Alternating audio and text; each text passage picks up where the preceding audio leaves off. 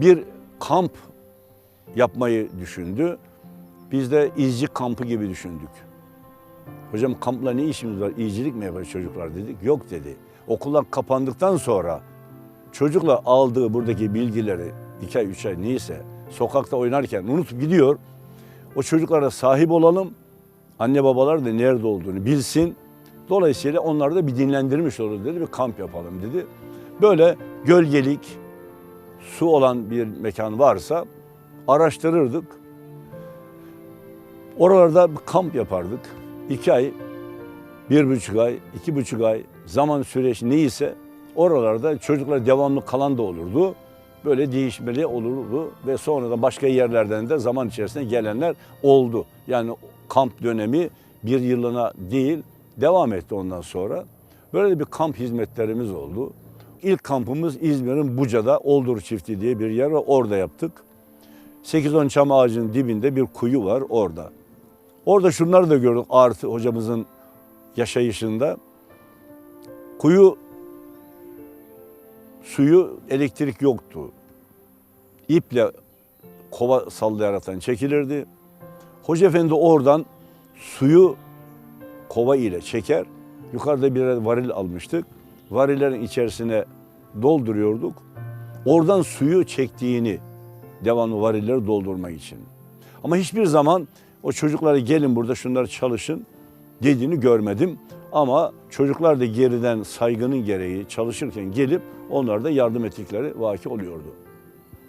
Ve Hoca Efendi'nin çocukların yemeğini yapardı.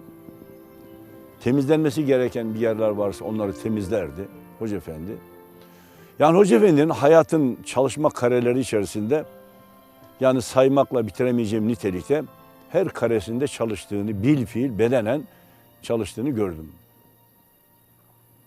Yani o ilk günlerimizden, 66 yılından bu günlerimize kadar da görmekteyim. Allah'ımıza binlerce şükür. Hoca Efendi kenara çekilip de emirname yağdıran, şunu yapın, şöyle yapın dediğini duymadım ve görmedim. Yapılması gereken bir iş varsa ilk önce kendi yapardı. Ben bir gün hocama bir soru sordum. Hocam dedim, biz halk insanıyız. Biz dil terbiyesinden anlıyoruz. Sizin bir terbiye metodunuz var, halle terbiye ediyorsunuz. Bir iş yapılması gerektiği olduğu zaman siz kalkıp kendiniz yapıyorsunuz. Bunu bize söyleyin, biz yapalım. Bize söylemiyorsunuz, yapmıyoruz. Yapsak da yanlış yapıyoruz. Bize şunu şöyle yapın deseniz daha iyi anlayacağız dedim. Biz dil terbiyesinden anlıyoruz, hal terbiyesinden anlamıyoruz. Siz hal terbiyesi veriyorsunuz dedim. Bana dedi ki senin için terbiyemi bozacağım dedi. Yapılması gereken bir işe varsa niye başkasından bir emir bekliyorsunuz ki kalkın yapın dedi. Ve yapıyorsanız bir noksan ikincisini de düzeltirsiniz dedi. Hoca Efendi'nin yapılması gerekli olan bir şeylerde en dar daireden bir masanın üzerinin temizlenmesinden başla, bir evin süpürülmesinden başla hiçbir şeyini, emrini görmedik. Biz bir idare heyeti oluştuk muhterem kardeşlerimiz, 4 kişiydik. 5.'si de Hoca Efendi'ydi. Evden yemeğimizi getiriyorduk, seriyorduk bulunduğumuz o odaya bir peştemal veya sofra bezi deriz. Onun üzerine koyuyorduk yemeği, orada yemeğimizi yiyorduk. 4 kişiydik, oturduk sofra etrafına, hocamızın gelmesini bekledik. Daha gelmedi Hoca Efendi, odasından çıkıp bu tarafa gelmedi. Oda karşıda 2 metre koridor, bu tarafa atlayacak, belki odaya girecek. Böyle Hoca Efendi girdi içeriye, çok üzgün bir tavırda. Çok morali bozuk bir şekilde geldi. Böyle, o Allah'ım kaldım cahili cühelaların içerisinde dedi. Oradaki bulunan 4 kişiden Mehmet Fidan diye bir abimiz vardı. Mustafa Ok diye bir abimiz vardı. Köse Mahmut dedik. Üçü de vefat etti. Allah kanına rahmet eylesin. Biz vardık. Bir de Hoca Efendi vardı. Böyle o söyleyince Köse Mahmut kardeşimiz Hoca Efendi yüzüne böyle baktı. Hocam dedi, Biz dedi gerçekten cahil cühelayız dedi. Ben şahsen ilkokula bile gitmedim dedi. Cahil cühelayız, hikmetini bilmeyiz. Allah Celle Celaluhu bize öyle bir büyük zat nasip etmiş ki önümüze rehber olaraktan böyle elini attı, Hoca Efendi'nin ceketini eteğinden tuttu. Biz dedi onun eteğinden tutmuşuz, onun arkasından gidiyoruz dedi. Hocam dedi, eğer dedi biz de okumuş olsaydık, ben de liseyi, üniversiteyi bitirdim diye okuma, bilgi, ukalalığı yapardık da size belki tuz kavurturduk dedi. Hocam dedi belki böyle hayırlıdır dedi. Böyle baktı hocamız, Köse dedi boyundan büyük konuşuyorsun dedi. Hocam dedi yemek soğuyor, yemeğimizi yiyelim dedi. Allah'ımıza binlerce şükür biz Hoca Efendi'nin yanındaki 1, 2, 3 ve 4 kişi ilk önceleri bildiğimiz hiçbir şey yoktu. Allah'ın bildirmesi öğrendiğim tek şey vardı. Allah'ın lütfu olaraktan kabul ediyoruz. Öyle bir rehber önümüze vermiş. Onun için taş kafalı olduk. Büyüğümüzün sözü ne dediyse onu yaptık. Bugüne kadar böyle geldik. Allah bundan geri etmesin. Allah ayağımızı kaydırmasın şu bulunduğumuz hizmetten muhterem kardeşlerim. Ben böyle bir şey anlatmakla kafanızda artmış olmayayım. Yani bir soruna nasıl tanıdınız? İşte bu şekilde tanıdık. Tanıdığımız günden bugünümüze kadar 50 seneye yaklaşıyoruz. Allah'a hamdolsun. Bir yanlış da yapmadık. Zaten yapamazdık çünkü başımıza rehberimiz vardı. Her söylediği doğruydu, doğru yaptırdı Allah'ımız. Bu zaman içerisinde bir insan bir şey anlatırken her şeyi A'dan Z'ye kadar anlatmasında anlamı yok. Hizmetin açılımı olaraktan düşünecek olursak İzmir'imizde yurttur, evdir, çocukların, talebelerin kaldığı gibi. 1978 senesinde Hoca Efendi vaazında 10 sene sonra Rusya çökecek dedi. Ona göre hazırlanın dedi. Bir camide, Ferahlı Camisi'nde İzmir'de. Biz tabii mümkün değil basit aklımızla çünkü o zaman Rusya'nın en güçlü olduğu dönemdi. Vaktaki oldu. 90'lı yıllara gelindi. Hoca Efendi işte o Rusya'nın çökme işaretleri gelince sinyaller böyle birkaç devlete arkadaşlar gönderildi. Onlar geldiler. Hoca Efendi dedi ki biz dini İslam'ı birebir Peygamberimiz sallallahu aleyhi ve sellem elinden almadık. Biz Orta Asya'da doğup büyüyen o manevi büyüklerimizin bize öğretmeleriyle öğrendik. Bugün onların torunları olan bugün Orta Asya'daki insanlarımız bir kader mahkumu. Biz bugün oraya gidelim, oralara eğitim müesseseleri açalım, o insana yardım edelim dedi. Ve de ülkemizin de tanınmasına başlangıç olur. Ve dolayısıyla oralara gidildi. Hoca Efendi arkadaşlara seçenek verdi. Nereye giderseniz ve şu iller, devletlere gidin. Allah nasip etti, ben de Kazakistan'a gittim. Kazakistan'da 15 sene kaldım. 91'in sonunda gittim. 92 yılı eğitim. Oralarda okullar açmak için gönderdi. Ve oralarda da okul açtık. Ben 15 sene orada kaldım. Eğitim faaliyetleri, kendim öğretim kadrosu değilim. Esnafım. Orada da ticarete de başladım. 5 sene sonra, okullar açıldıktan sonra. Müstakil. 3-5 arkadaşımızdan. Orada bir alım satım yaptık. Bir firma kurduk. Bisküvi üretimi yaptık. Şu anda oradaki müesseselerde hem okullarımız hem açılan müesseselerimiz faaliyet halinde. Elhamdülillah yani bir Orta Asya'yı da öyle bir ülkelerde dolaştım. Oralardaki açılan okullar, bugün dünya üzerindeki açılan okulların açılım fikrini Hoca Efendi'nin vermesiyle açtık. Allah ebeden razı olsun diyoruz. Daimi dua ediyoruz. Biz değil, çocuğu okutan, çocuklarını okutan insanlar ve okuyan oradaki çocuklarımız. Yani o ülkelerin insanları. Bunun içerisinde hangi ülkenin, hangi insanı var? Kazakistan'da 124 ırk var. 124 ırktan insanların çocukları var. Bu bakımdan oralardaki faaliyetlerimizde de dolu dolu Allah nasip etti. Bulunduk ve bulunuyoruz. Bunların tümünün varlığı Hoca Efendi'nin birebir tavsiyeleriyle. Allah ebeden razı olsun diyoruz ve dua ediyoruz. Değil biz.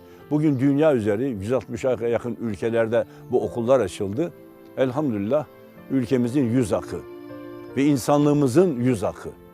Giden öğretmenlerimiz de, oraya giden esnaflarımızdan da gayrimeşru, ülkemize ve insanlığımıza leke getirici bir uygunsuz hal görmedik. O da hizmeti bilen insanlar içerisinde. Bunu rahatlıkla konuşabiliyorum, konuşurum. O açıdan bu da Hoca Efendi'nin tavsiyeler doğrultusunda verdiği fikirler istikametinde gelişti. Allah ebeden razı olsun. Allah devamını sağlasın inşallah. Muhterem kardeşlerim. وَلَا تَهِنُوا وَلَا تَحْزَنُوا وَاَنْتُمُ الْعَلَوْنَ اِنْ مُؤْمِنِينَ. Allah'ım, ezelin kokusunu duyuyorum. وَلَا تَهِنُوا. Gevşeklik göstermeyin. Gevşeklik göstermeyin. Tasalanmayın. Mümin iseniz üstünsünüz.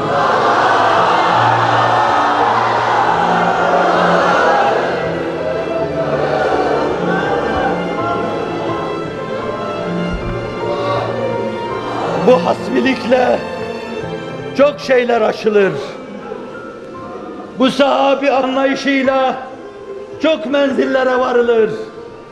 Ve Allah'ın inayet ve keremiyle cehennemden fışkıran kıvılcımlar üzerinde yasemenlikte yürüyor gibi yürünür.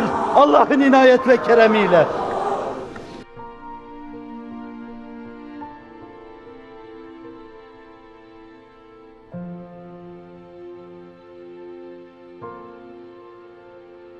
Kamp zamanları hocamızın çok böyle fevkalade insanla edep, terbiye öğretici şahsının yaşadığı haller vardı.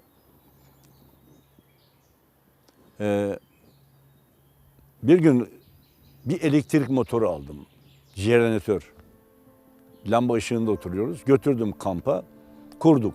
Dedim hocam bu jeneratör üretiyormuş. Jeneratörmüş, elektrik üretiyormuş dedim. Denedik. Kablolarını falan da aldım. Lambalarını aldım. Çalıştırdık. O güzel. Bir çağ atlamış gibi. Böyle buradaki bu ormanlık şeklinde ağaçlar, çam ağaçları. Şimdi gittim. Bir gün, her gün gidiyoruz gün aşırı da olsa oraya muhakkak gündüz gidiyoruz. Akşam gece 12'den sonra dönüyoruz. Yayan. Ay ışığı varsa ışığında gelir, yoksa cep fenerimiz var, onun ışığıyla geliyoruz. 17 kilometre tutuyor İzmir'e. Şimdi bir gün gittiğimde böyle birkaç hafta geçti. Hoca Efendi yok. Sordum oradaki çocuklara. Hoca Efendi nerede dedim. Dediler ki motor tamir ediyor. Nerede motor tamir ediyor? Jeneratör arıza yapıyor, onu tamir ediyor dediler. Gittim ben hocamın bulunduğu yere baktım. Aşağıda orada oturmuş, motoru sökmüş, içinden topraklar çıkıyormuş. Hocam geçmiş olsun dedim. Ne oldu hocam? Bu dedi geceleri sönüyor bu. Çalışınca egzozun içerisine toprak giriyor, doluyor. Dolayısıyla bu stop ediyor. Hocam içine toprak girmemesi lazım dedim ben. Baktı içinde çıkıyor işte dedi. Egzozun içerisinden çıkıyor dedi. Ben tabii olabilir hocam dedim. Ama kabul etmedim. Olacağını kabul etmedim. Olabilir hocam dedim. Hocam dedim ben kabir tahtaları gibi o tahtalardan getireyim. Motoru aşağı koyduk. Gürültü yapmasın etrafa diye. Bunun kenarlarına böyle kabir tahtaları dizelim. Dıştan toprak dökülmez dedim. Doğru dedi. Ondan getirelim. Hocam ben dedim biraz bizim bahçede motor var. Tamirden anlıyorum. Siz yorulmuşsunuz çıkın dedim. Yok dedi az kaldı. Kendisi yapmak istedi. Yaptı çıktı. Ben şimdi Hoca Efendi'yi böyle seyreden çocuklardan bir 4 tanesini durumlarını pek şüphelendim. Onlar yaşta biraz büyüktü. O 4 çocuğa dedim ki ormanın içerisine gelin dedim. 4'ünüz. Geldiler. Dedim ki çocuklar görmedim, yapmadım, bilmiyorum, inanmam bu sözlere. Bu motorun istopu etmesine sebep bir şeyler oluyor dedim. Motorun için istop ediyor dedim. Şimdi bunu yaptıysanız, yapıldıysa bu 4'ünüzden şüpheliyim. Çünkü siz Hoca Efendi aşağıda çalışırken yukarıda çok neşeli bakıyordunuz. Üzgünlüğünüz yoktu. Çocukluk hissi, bir şey yaptınız ki motor stop ediyor dedim. Şimdi size soru soruyorum. Yaptın mı? Gördün mü? Biliyor musun? Şimdi söyle bakayım dedim. Gördün mü? Çocuk ağlayaraktan böyle biz yaptık dedi. Niçin yaptınız dedim. Elektrik yandığı için Hoca Efendi bizi derslere çalıştırıyor. Gece geç vakitlere kadar. Sabah da erken de kalkıyoruz. Eskiden lamba yoktu. Karanlık olduğundan dolayı yatıyorduk. Şimdi bundan dolayı erken kalkıyoruz. Uykumuzu da tam alamadığımızdan dolayı biz toprak dolduruyoruz egzozuna. Motor stop ediyor. Ondan sonra yatmış oluyoruz dedi. Ben de çocukken dedim. Bir arkadaşın motor egzozuna patates tıkamıştım. Çalışmıyor, oradan biliyorum. Bu hilenizi yaptınız dedim. Ama ben bunu Hoca Efendi'ye söylemedim. Ve bir de gittim tahtaları da getirdim. Kenarlarda döşedik. Motor çalışmaya başladı. Hocam bana dedi ki bak dedi tahtaların faydası olur dedi. Şimdi yukarıdan toprak dökülmeyince egzoz geriye basıyor. Oradan toprak dökülür, egzozun içerisine giriyor dedi. Bundan söylüyordu. Şimdi bak dökülmüyor ve çalışıyor dedi. Bunu bir zaman geçti, uzun müddet bir yerde oturuyorduk. Üzgündü Hoca Efendi. Ben o üzüntüsünü değiştirebilir miyim diye. Hocam bir şey anlatabilir miyim dedim. Anlatınız dedi. Hocam dedim falan tarihte o motorun istop etmesinde sebep olan işte anlattığım o konuyu o 4 arkadaş oraya toprak dolduruyormuş. Motor stop etsin de istirahat edelim diye. Hoca Efendi hiçbir şey demedi. Çocukluk hissi dedi. Olgun bir hareketle. Ve çocuklara dedim ki ağlamayın şimdi.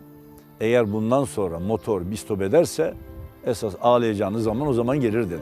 Ama şimdi affediyorum dedim. Şimdi bir gün gittim gene Hoca Efendi yok. Sordum gençlere nerede Hoca Efendi? Dedi ki araba ağaca çarpmış. Bir arkadaş arabayı kullanırken onu kurtaracağım diye uğraşıyor dedi. Gittim ormanın içerisinde bir zeytin ağacına. İzmir Müftülüğün bir minibüsü vardı. Oradan Hoca Efendi bazen vaaza gelirken geliyordu arabayla. Bir arkadaş getiriyordu. Yaşar Tunagür Hoca Efendi'nin rahmetlinin oğlu Mehmet Tunagür arabayı almış böyle binmiş giderken ağaca giydirmiş. Ağaca çarpmış, ağaç arabanın gövdesi içine girmiş. Yandan böyle. Gittim Hoca Efendi çok yorulmuş böyle ter akıyor. Geçmiş olsun hocam dedim. Dedi ki işte çocukluk hissi heves etmiş bir arabaya binmiş. Buraya vurmuş dedi. Ağacı kurtaracağım diye uğraşıyorum dedi. Ben şöyle bir baktım. Hocam bu kurtulmaz dedim bu. Ağacı keselim dedim. Arabayı kurtaralım. Neyi dedi bana? Ağacı dedim. Allah senin canını yok etmek için mi yarattı dedi. Bu canlı dedi. Nasıl keseyim diye bir konuşuyor biliyorsun dedi. Hocam nasıl çıkmaz ki araba dedim çıkmaz. Çıkaracağız dedi. Araba bu. Gövde girmiş. Ben baktım hocam dedim ben çıkaracağım bir şartla siz buradan gideceksiniz ondan sonra çıkarırım. Siz zaten yorulmuşsunuz gidin dersinize bakın ben de bunu çıkarayım dedim. Hayırdır sen kesersin dedi. Hocam kesmeyeceğim dedim. Söz veriyorum kesmeyeceğim dedim. Siz gidiniz de ben çıkaracağım bunu dedim. Gitti Hoca Efendi. Zaten yorulmuştu. Ben de balyozu aldım. Arabanın minibüsün göğsüne vura vura çökerttim. Ağaç meydana kaldı. Talebeler içerisinde gelin buraya yan taraftan ittirdik. Arabayı ağacı açığa aldık 1 metre kadar. Şimdi hocamı çağırdım. Hocam buyurun dedim. Ağacı kurtardık dedim. Kestim. Yok hocam kesmedim dedim. Geldi Hoca Efendi. Bir baktı arabaya. Dedi araba. Hocam dedim ben canlıyı kurtardım. Siz bana canlıyı kurtar dediniz. Şimdi o arabanın yapan var dedim burada. Yağhaneler'de İzmir'in orada bir yapan usta var. Bunun eskisi gibi olur dedim. Merak etmeyiniz dedim. Hoca Efendi'nin canlıya verdiği önem, bir ağaç dalının kırılmasının ızdırabını, bir ağacı kesmesinin ızdırabını burada gördüm. Burada gördüm. Kestirmedi ağacı. Tamam. Sonra dedi ki bir çarşaf getirin. Çarşaf getirdik. Yırttık çarşafı. Toprağı çamur yaptık. Ağacın gövdesine bezle sardık. Sebep ağacın kabuğu soyulmuş. Güneş alıp da ağaç kurumasın diye çare. Onu sardık gövdesine. Dibini de açtık. Şimdi devamlı su getiriliyor. Günde 2 defa akşam sabah ağaç sulanıyor. Böyle orada kaldığım süreçte tabii ağaç da toparlandı. Ben bu hadiseden bir 4 sene sonra bir pikniğe gidelim dedi Hoca Efendi. Böyle kalabalık arkadaşlar var. Pikniğe gittik yazın Nisan ayında. Hoca Efendi gene heyecanlı dedi ki ilk bizim ağaca bir bakalım dedi. Gittik, ağaç tabii palazlanmış. Bana dedi ki bak keseyim diyordun dedi. Canlı bak dedi. Hocam ben keseyim diye bir defa söyledim. Siz bu ağacı gördükse bana bunu keseyim diye söylüyordun diye itham ediyorsun dedim. Ama sen yok edeceksin. Niyetin oydu dedi. Canlı kesilmez kardeşim dedi. Şimdi Hoca Efendi'nin verdiği önem insanlığa, canlıya verdiği önemi anlatıyorum. Ben Kazakistan'a gittim. 15 sene kaldım. Geldim, oraya gittim. Bu ağacı bir daha göreyim dedim. Gittim oraya, çekimini yaptım. Kameraya aldım. Resmini de çektim. Hocama götürdüm. Hocam dedim, buyurun dedim. Bu ne dedi? Dedim, buca dedim Kaynaklar Köyü'ndeki ağaç. Ha şu keseyim dediğin ağaç mı dedi. Hocam siz de her bunu gördüğün zaman bu ifadeyi söylüyorsunuz dedim. Ama sen yok edecektin dedi. Bak ne kadar büyümüş dedi. Şu anda o ağaç orada sağlam sağ yerinde duruyor. Hoca Efendi'nin böyle insanlığa her şeye verdiği değeri anlayamayan çok insanlar var bugün. Ama bir yanlış mı, doğru mu? Herkesin doğrusu kendine doğru da esas doğruyu biz Hoca Efendi'yi yaşadığı hayatta gördük. Allah ondan da mahrum etmesin. Böyle kesitlerden hatıralar sordunuz. Bunlar da bu şekliyle muhterem kardeşim. Önemli olan bugün hepimizin Hoca Efendi ne diyor, insanlığa nasıl değer verilmesini sunuyor. Onu yaşayalım, onu kabul edelim. Biraz önce de söyledim, dini, dili, yöre ve töresi ne olursa olsun bütün Allah'ın yaratmış olduğu mahlukat da dahil yarattığı insanlara değer vermemiz lazım. Onun için o büyüğümüzü bizlerin anlatmasıyla anlamamız da mümkün değil. Ancak anlamamız için kendimiz bireysel olarak yazdığı eserleri ve anlattığı vaazları dinlersek, okursak ancak bir şeyler öğrenebiliriz doğrusunu olaraktan. Allah cümlemize o şuuru nasip etsin diye cevabı bu kadar noktalıyorum muhterem kardeşlerim. Sizin arkadaşlarınızdan bir tanesi bir cehennem görme rüyasını anlatmıştı. İçinde yananları görünce ben de bir gireyim dedim. Ayaklarımı soktum fakat beni yakmadı diyor. Yanmışlar yanmaz ki. Allah aşıkları aşkla yanmıştır. Aşkla yananlar yanmaz bir kere. Kurban kesilmez ki. Ölü acı duymaz ki. Mutu kablan tabutu. Siz ölmeden evvel ölmüşsünüz. Öleni öldüremezler. Aşacaksınız. Aşılmaz gibi görünen yerleri aşacaksınız. Aşılması beklenen çok yer var. Ve benim muhabbet fedailerimi size ben diyemem. Ben sözünü kullanamam. Allah beni sevmez. Kabul ederseniz kıtmiri Allah'ın kıtmiri, Resulullah'ın kapı kulu. boynu tasmalı, kulağı küpeli, ayağı prangalı, sadık bendesi.